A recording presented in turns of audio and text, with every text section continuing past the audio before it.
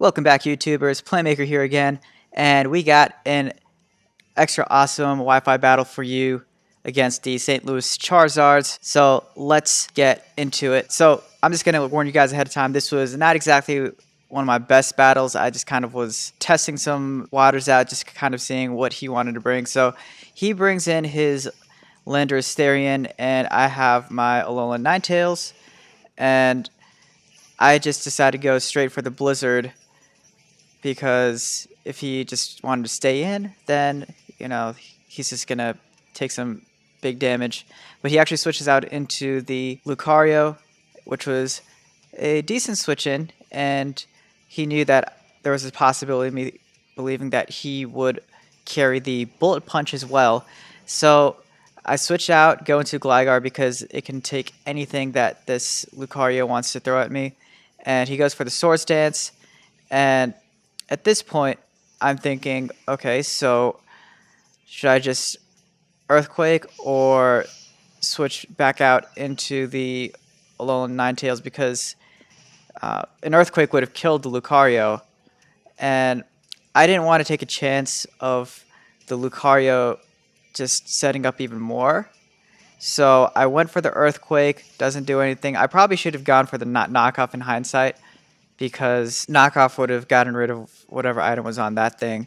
And so it ended up being the Yachi Berry, because he probably expected the Alolan Ninetales to get a hit on it. So after he knocked off my Eviolite, I just kind of gave up on Gligar, and that actually was not my best play. And that actually is going to matter a lot. And here I bring in the Alolan Ninetales, and I think I just kind of was over predicting a little too much here. So I end up thinking that he's going to either go for the switch into Lucario or Stealth Rock, one or the other. So I set up the Aurora Veil. Seeing that he just sort of stayed in while I was setting up the Aurora Veil should have indicated to me that he was trying to sack off the Landorus. And after sacking off the Landorus, he would just be able to bring in the Mega Charizard. But I just, for whatever reason, did not try to kill this thing when I should have just killed it. And because of that, he was able to do more than he should have. And then, so I went for the Moonblast afterwards, and then he sets up the Stealth Rocks, and I actually should have just killed the Landorus while I had the chance, and I just didn't do it. So he got up the Stealth Rocks, which actually are going to hurt my team a lot, and I lost my Defogger as well, so that was not good.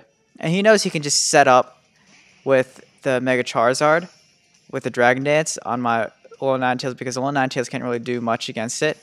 And so I go into Heatran, and this is actually the play that ends up pretty much losing me the game at this point, because I see that he goes for the Dragon Dance, and I'm thinking I'm safe because he can't really touch me aside from Dragon Claw, because he probably has Earthquake on that thing.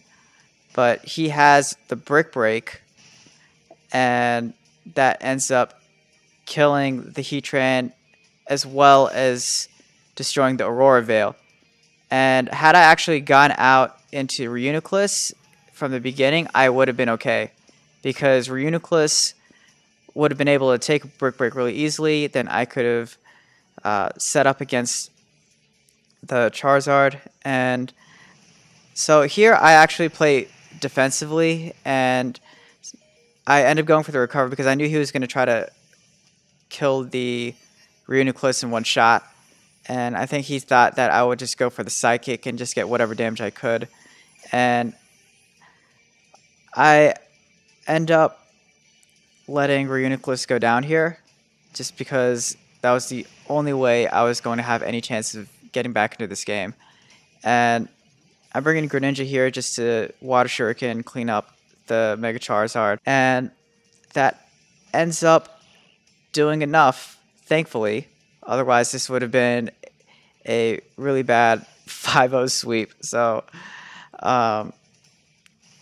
5-0, 4-0, whatever. Yeah, so he ends up bringing his Ditto in, and at this point, I think it's Choice Scarf, because what else would the Ditto be? I think he learned last time that Life Orb Ditto was not a great option.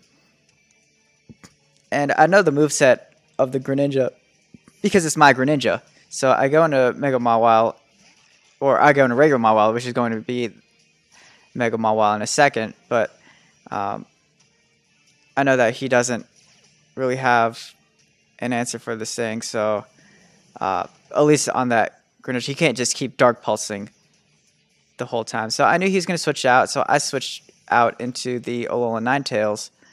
I probably should have just switched out into the Greninja just to add more pressure, but you know, it is what it is. And now I'm going to go for the Aurora Veil, and I think he's just going to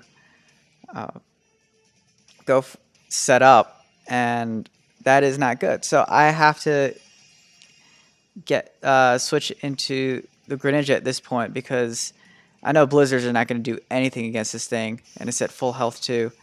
And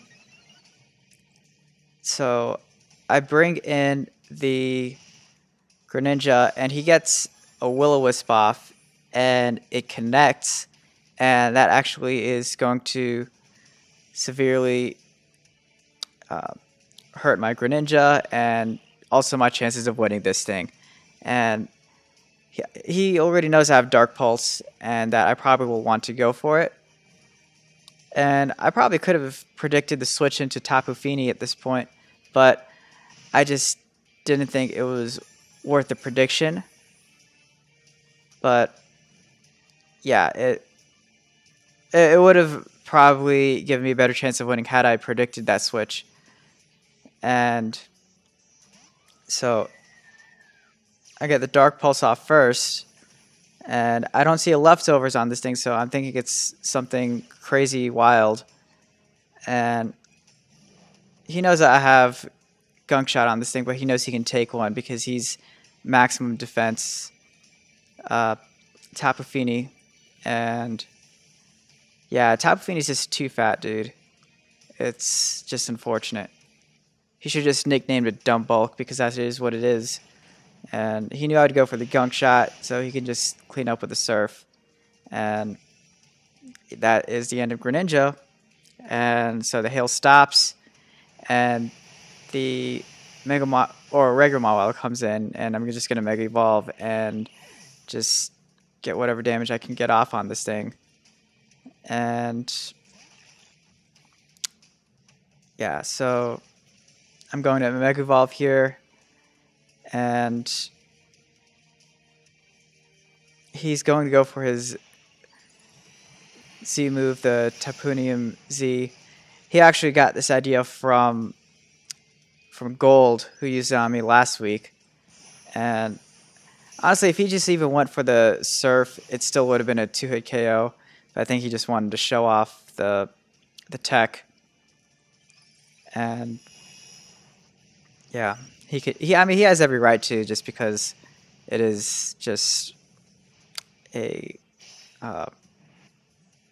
just a silly game or whatever, you know. Just like he basically has it in the bag at this point.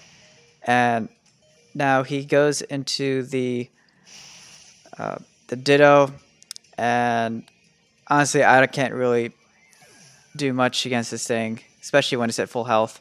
He's just gonna go for the Thunder Punch and just finish it off. And yeah, that's that. And I am now down to just the Alolan Ninetales, and yeah, that's definitely a huge hill to climb. And he'll just probably just Thunder Punch me just to take me out, because he can resist any hit I can throw at this thing. So yeah, well, a good game. It was definitely in your favor for the most part. So yeah, I mean, he definitely came prepared. He just he definitely brought things he needed to bring. The Cofagrigus was definitely an issue, as was the Tapu Fini, and he really strategized very well, knowing that he had to take out the Gligar in order to set up with the Mega Charizard. And the Brick Break tech was actually really good on his end as well.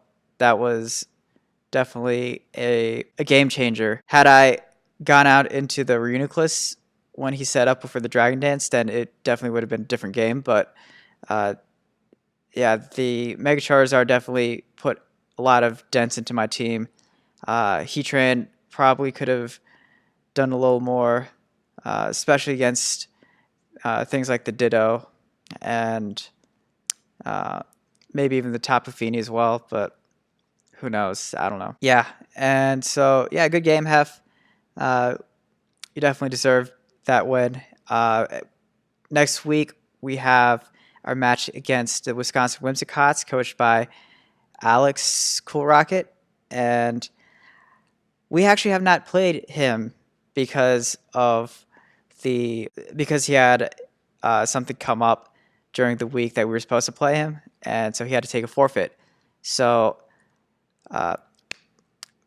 yeah, so it'll be definitely be a fun game. I'm actually looking very forward to it, and I think he's out of playoff contention at this point, but we're still trying to get either the 1 seed or the 2 seed.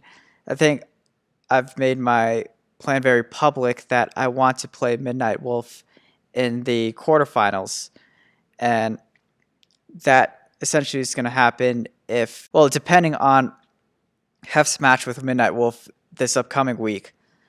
The week after this week. So if I beat Alex Cool Rocket so if I beat Alex Cool Rocket, then we will be 6-3 in the division, tied with Hef. And if Hef beats Wolf, then Wolf will be 4th. Assuming that Gold wins his match against Alex the week after we play him. And yeah, so Wolf would be 4th, Hef would be 1st. That would put us in 2nd. So if Hef wins against Wolf, he will have won the division, because tiebreakers are not by differential against teams season long, but it is actually differential in terms of head-to-head. So because we beat Hef 2-0 and he beat us 3-0, then he would have the tiebreaker over us. So he would be 1st. But if Hef loses to Wolf, then Wolf would be 3rd. And we, at that point, would probably want to lose against Beta in week 10, just so we would have the matchup against Wolf. But yeah, well, thanks for watching, you guys. Definitely appreciate you guys. And if you want to subscribe, comment, whatever, just feel free to do so. Definitely am looking forward to seeing and hearing from you guys. So yeah, appreciate it. Thank you guys. Take care, and I'll see you next time. Pieces.